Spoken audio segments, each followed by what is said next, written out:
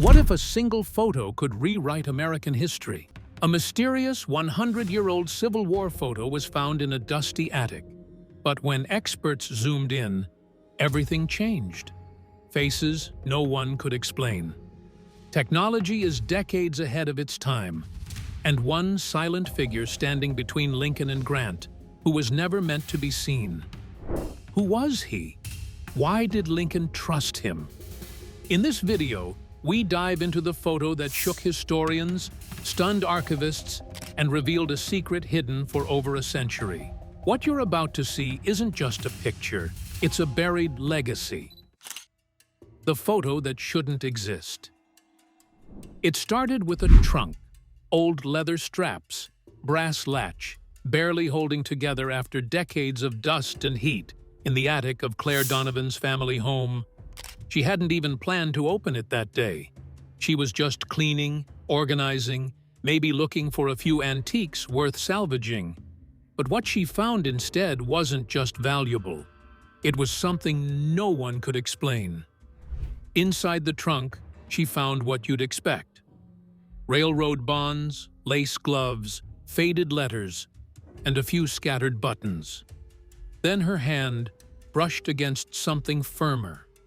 A leather photo album, cracked at the spine, its corners curling like dry leaves. Most of the images inside were black and white portraits, stiff poses, blank faces, all typical of the late 1800s, all except one. Tucked near the back of the album was a single photograph, sealed in wax paper. Unlike the others, this one had weight to it. Thicker stock, sealed edges, and a faint scent that Claire couldn't quite place. Tobacco? Glue? Something old and strange. She didn't open it immediately, not until the room was clean, the dust gone, and her curiosity unbearable. Claire pulled back the wax sleeve, and her breath caught in her throat. There, in haunting clarity, was Abraham Lincoln. Lincoln was dressed in a black frock coat, his unmistakable top hat tilted in the sunlight to the extreme right of the frame. Beside him, an empty wooden chair was placed, with several high-ranking Union officers around him in mid-conversation, with drawn sabers at their sides, making General Ulysses S. Grant and General George Meade part of history. But not so much for Claire. It took the color to shake her hands. Not hand coloring, no tinting or painting after the fact. This was all in full color, deep blue Union uniforms, the dusty brown of the boots, the wood grain of the chair, even the creases in Lincoln's black suit catching subtle light. Like a modern photograph disguised as a 19th century print. The caveat? Color photography was impossible in 1865. Claire knew the photograph wasn't ordinary, and took it to the only person she could trust, Professor George Kramer, the Civil War photography historian who had once guest lectured at her university. When he first laid eyes on the print, he didn't utter a word, but leaned in closer, his hands trembling. "You need to tell me exactly where you found this," he said in a low voice. Claire narrated the attic, the trunk, the wax paper, everything she could recall. Kramer did not blink. Instead, he pointed to the paper stock and said something that made her heart race. "That is albumen silver print from the 1860s. There is no way it should hold color." She asked the obvious question, "So, is it fake?" Kramer said in a low voice, as if the color had left his face. "No. That's the scary part. It's not fake." He arranged for experts at the New York Historical Society to analyze the photo for confirmation. There, Kramer with Claire examined the image under high-resolution equipment with a forensic imaging specialist and a paper conservator. What the lab had to say took the breath away. The pigments were not applied after printing, but in fact embedded into the photo itself.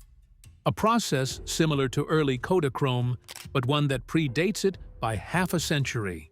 Unbelievable as it sounds, So confirmed the scanner. Color dyes, organic pigments, and photochemistry all dated back to some time in the 1860s.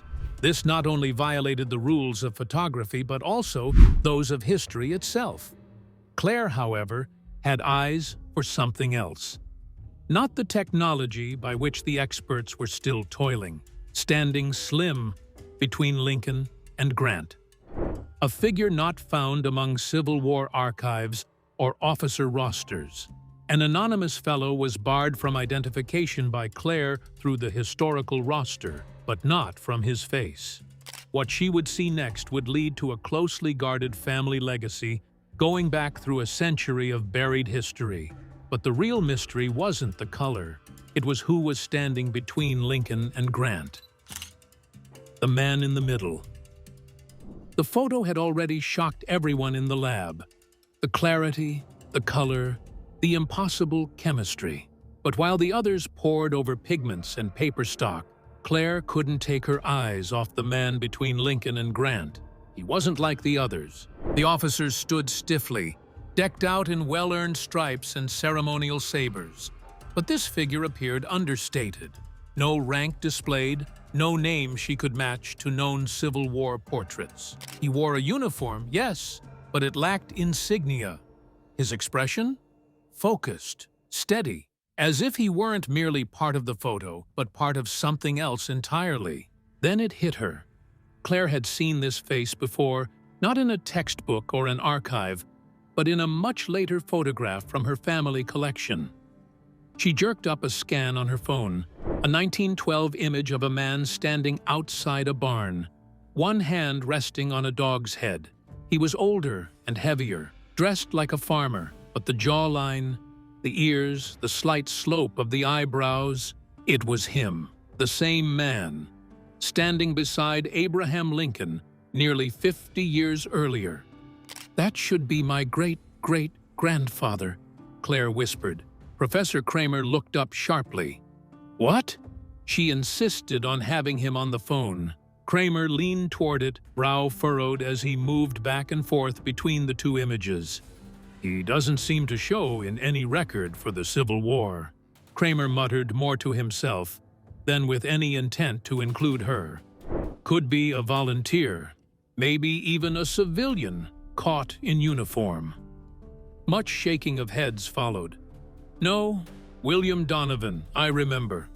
There were some stories told by my grandfather. His grandfather had served in the Civil War, but had disappeared before it was over. No more particulars, just that he did not come back, otherwise listed as missing in action." She opened her computer and began searching for Civil War service records.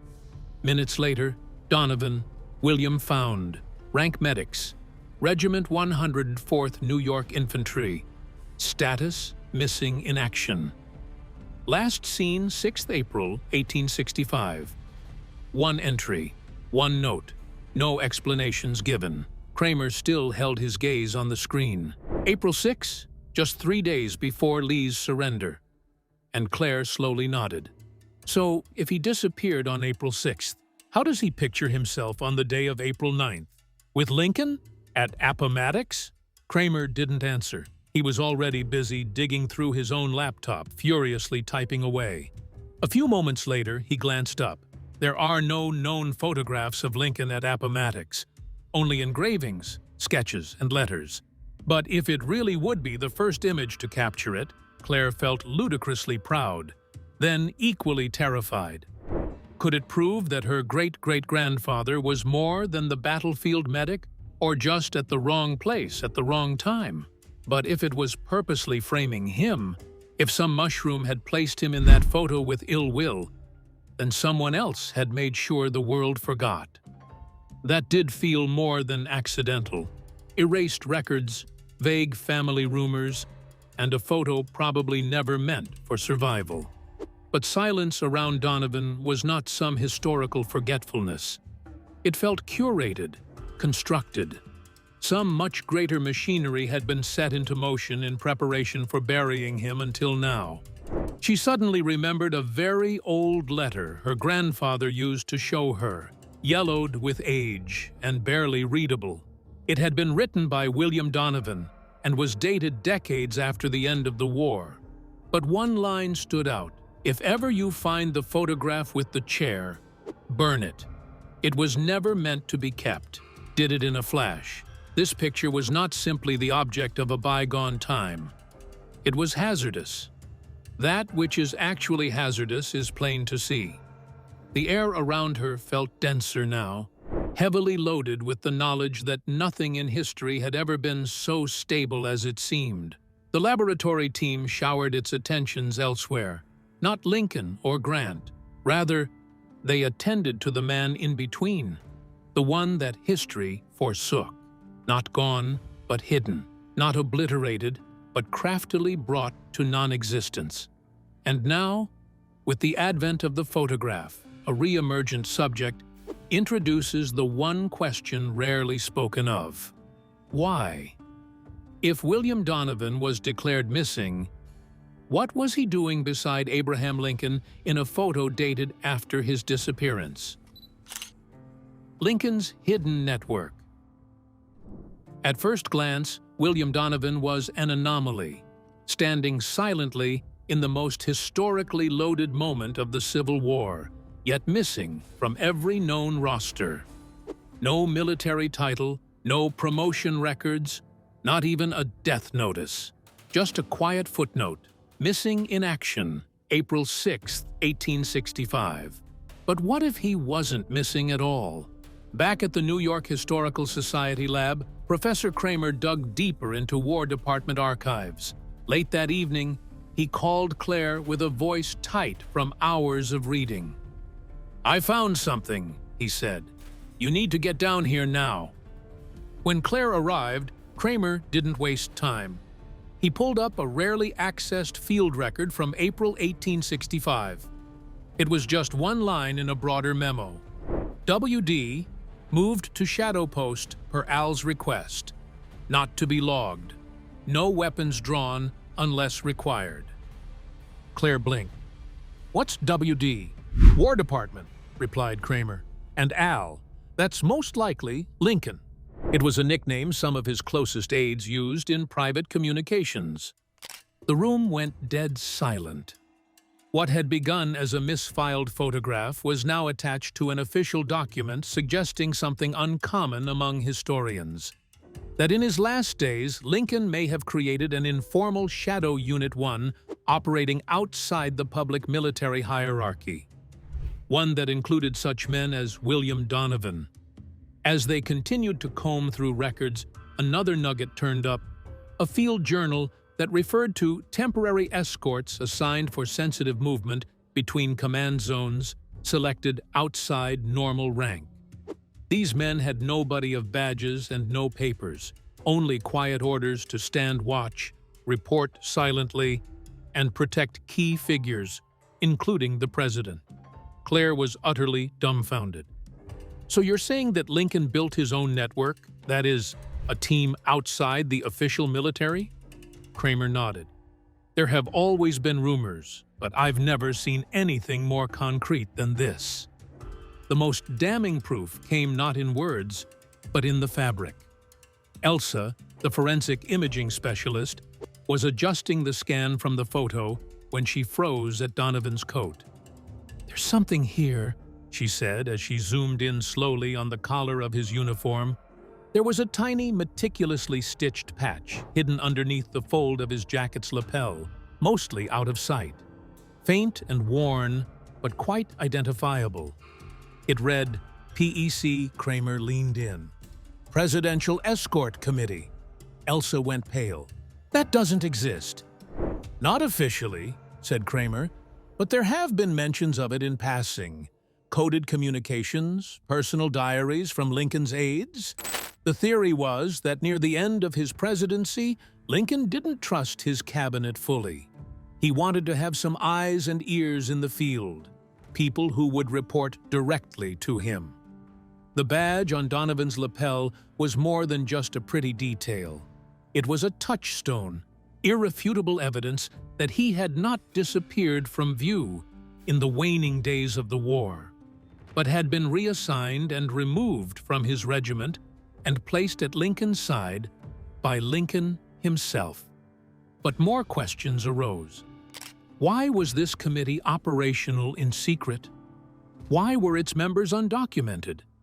And why was Donovan allowed such prominence in the photo before fading into obscurity?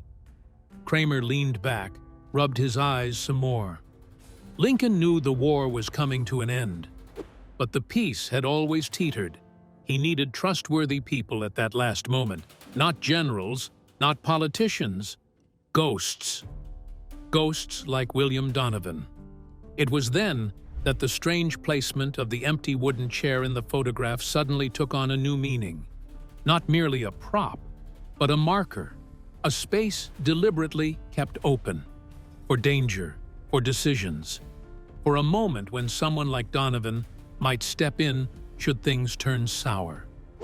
Had Claire not looked closely enough, history might have missed it all. But the mystery had just begun to unravel. For swathed beneath the patch on Donovan's uniform lay the secret message. One line that would send chills down the spine of anyone who laid eyes upon it. But hidden deeper beneath that badge was a chilling message stitched by hand. The message that changed everything. The image had already cracked open questions about lost networks, secret assignments, and an unknown figure planted beside Abraham Lincoln. But as the team at the New York Historical Society lab continued their analysis, a new discovery shifted the weight of the photo from mysterious to chilling. It started with a closer look at William Donovan's uniform. Elsa, the forensic imaging expert, was scanning the lapel when something strange caught her eye. "Wait," she said, pausing mid-click. "There's more stitching here. Not just the badge." Beneath the tiny peck insignia, stitched into the dark wool of the Union coat, was a sliver of thread, so faint it nearly blended into the fabric. It wasn't just a loose thread or a repair. It was deliberate. A stitched message. Elsa adjusted the spectral scanner and zoomed in. There it was, hidden in plain sight. A few careful words sewn with thread just one shade lighter than the jacket. "Target verified. Stand until April 14th. The room went still. April 14th, 1865, the night President Lincoln was shot at Ford's Theater. Claire stepped back, her breath caught in her throat. "Are you saying he knew?" No one responded right away. Kramer simply leaned over Elsa's shoulder, staring at the screen as if trying to will the words into meaning something else. But there was no misreading it. If true, the message seemed to indicate that William Donovan Clare's great-great-grandfather was not only apprised of a threat to Lincoln's life, but also was perhaps assigned to track or guard Lincoln until that very date. The date of Lincoln's death. "Target verified" doesn't sound like routine patrol language, Mason, the paper conservator, at last said. "That sounds like an assignment." "And stand until," Elsa admitted, "suggests he was given a duration, not a location. He was close to Lincoln and was possibly involved in a final line of defense. Worse, he could have been a silent witness to a threat that materialized just before he could act. Suddenly, it didn't seem like a tragedy for him to disappear from all records. It was a cover-up. Claire remembered Donovan's old letter warning, "If you ever find the photo with the chair, burn it." Now it made sense, so terrible that it could have wilted the strongest heart. The photo was not mere evidence of nunc absentia, but proof of knowledge, of forewarning, and maybe failure. What made the discovery all the more shocking, however, was the timing of it. The earlier archive memo said that Donovan had just been transferred to the Shadow Post 3 days before Lee's surrender on April 9th. That picture had barely recorded him mid-assignment. Alive, present, assigned to stand down by April 14th. But there was no further documentation of him after that. "He was to have stopped it," Claire whispered. Kramer did not answer. There were too many contingencies. Perhaps Donovan had the means to foil a plot, and yet did not. Perhaps he was waiting for orders that never came. Perhaps, darker yet, he was put out of the way before he had a chance to do anything about it. This much was certain. Someone had stitched that message onto his jacket. He was gone, knowing all too well what was about to happen. Whether it was for him only, or perhaps left as a breadcrumb in case anything went wrong, is hard to say. But that photograph, once dismissed as a curious artifact, had now converted into something entirely different. But the message also raised a terrifying possibility. Was Donovan silenced before he could act? The technology that shouldn't be. For days, the focus had been on the faces in the photo: Lincoln, Grant, Meade, and the mysterious William Donovan. But after the secret message beneath Donovan's lapel was revealed, Elsa, the forensic imaging expert, turned her attention to something just as baffling: the photo itself. From the very beginning, everyone had agreed it was strange, too clear, too detailed, too modern. The color alone defied explanation. Civil War photography, by every standard, was black and white. Color photography hadn't even been theorized until the 1890s, and certainly not executed until decades after that. So how was this possible? Elsa ran the image through another layer of spectral scanning, this time isolating the photo's pigment data. And what she found pushed the mystery to an entirely new level. "It isn't hand-tinted," she said. "I thought it perhaps had been post-printed in color, but these pigments are in the emulsion itself. They were baked into the photograph at the time of development." There was silence. "Not possible," muttered Mason Lee, who was the conservator for paper. "The Albaman silver stock from the 1860s cannot take chromogenic dyes. It is not chemically engineered for that."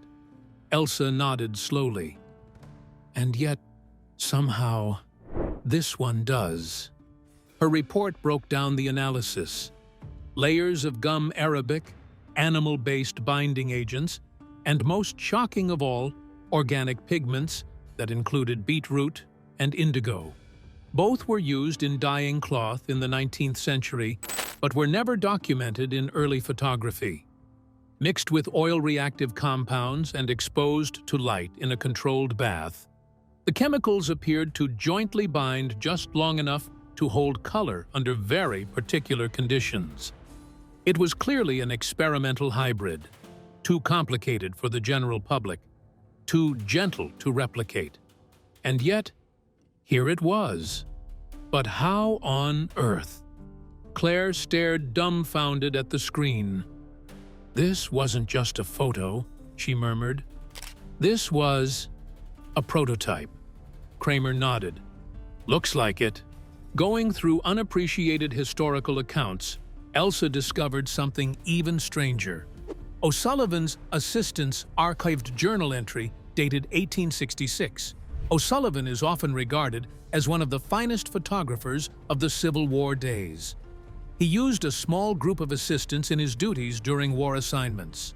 The journal entry said, "The president requested one unique chromatic plate for his legacy image. There shall be no demonstration. A private development is advised."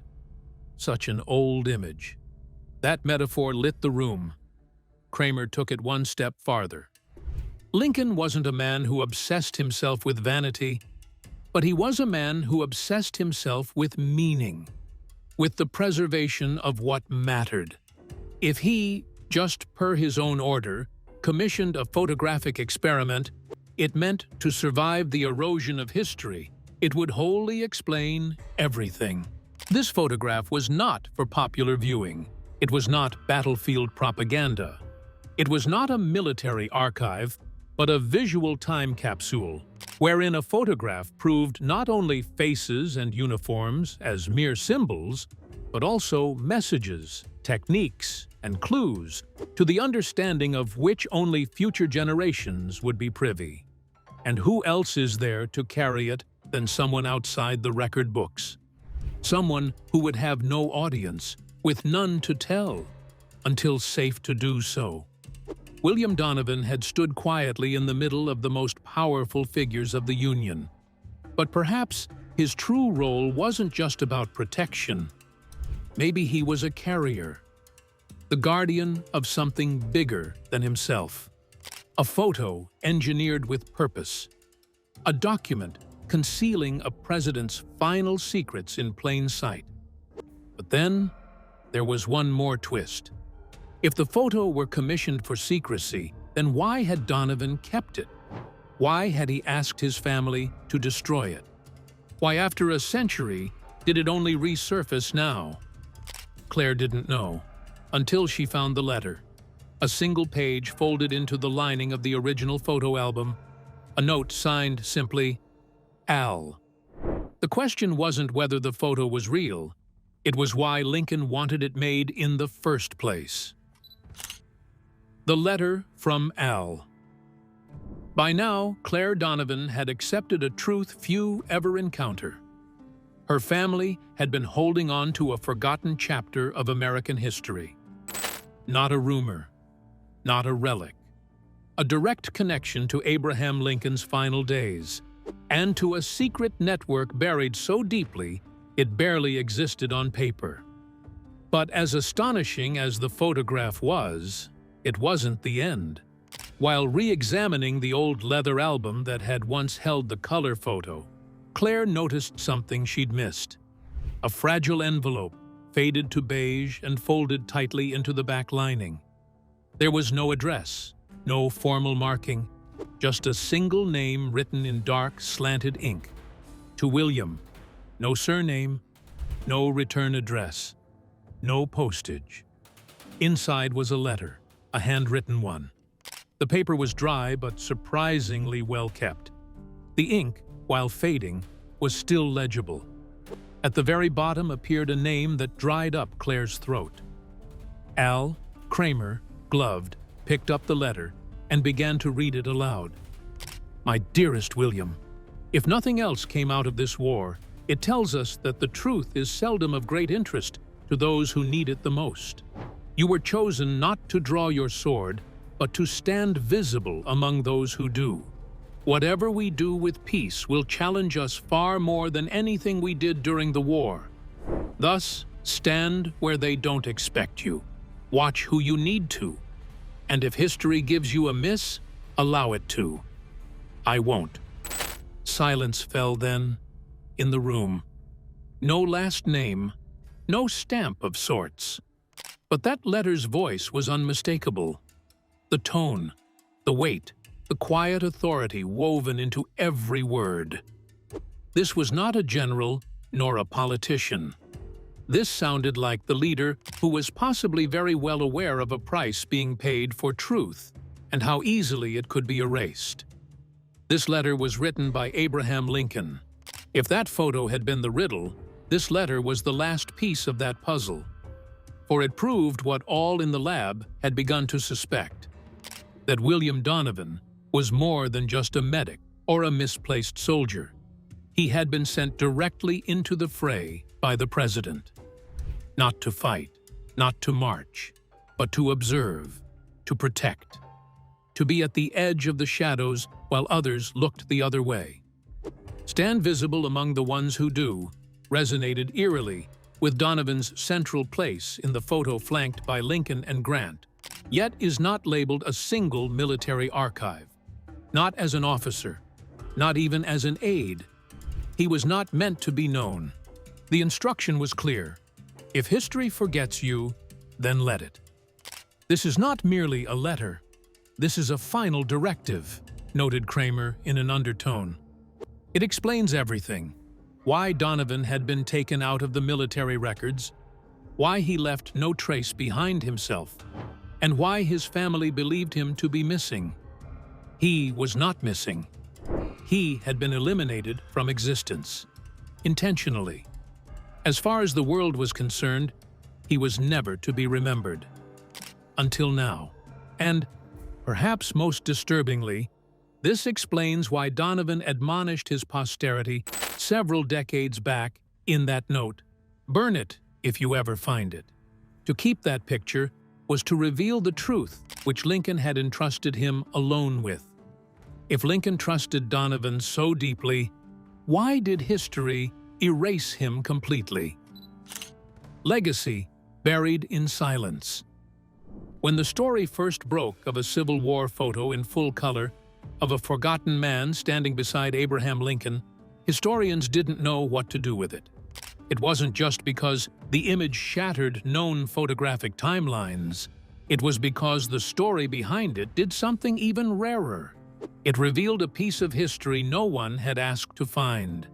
But Claire Donovan knew the truth was never meant to stay buried. She declined every offer, from major networks, private collectors, even academic institutions, because the photo wasn't for sale. It had never been meant for that.